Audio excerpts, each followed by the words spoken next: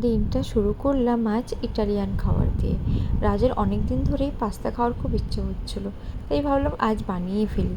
আর লাঞ্চে ভেবেছিলাম এগ বিরিয়ানি বানাবো, কিন্তু মিশুক বারবার ঘুম থেকে উঠে পড়ছিল, তাই ডাল, মাশরুম আলু ভাজা আর ডিম সেদ্ধ দিয়ে লাঞ্চটা সেরে ফেললাম। আজ রাজেরও কাজের খুব প্রেশার, তাই একাই চেয়ার্স করে নিলাম, ও রুমে দিয়ে আসবো।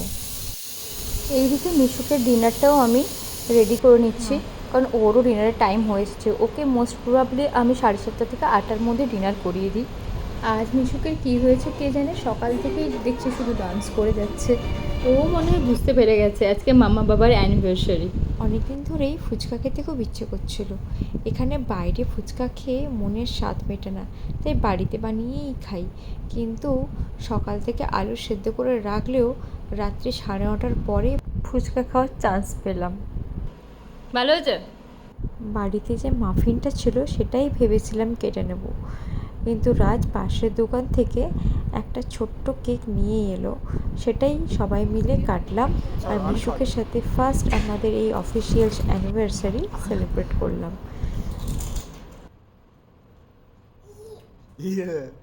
খাবি তুই? হ্যাপি অ্যানিভার্সারি কে বাবা না anniversary Do ba do ba do ba do ba do ba do ba do ba do ba do do do ba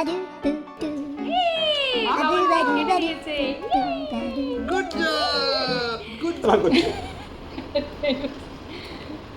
আপনি খুশি হয়ে গেছে মামা খাবে?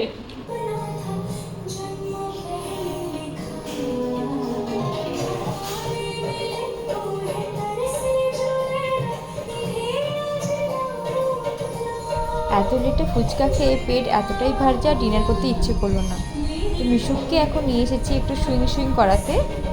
আর এইভাবেই আমরা আমাদের অফিসিয়াল অ্যানিভার্সারি সেলিব্রেট করলাম। ভিডিওটা ভালো লাগলে প্লিজ সাবস্ক্রাইব করবেন আমার চ্যানেলটা। টাটা।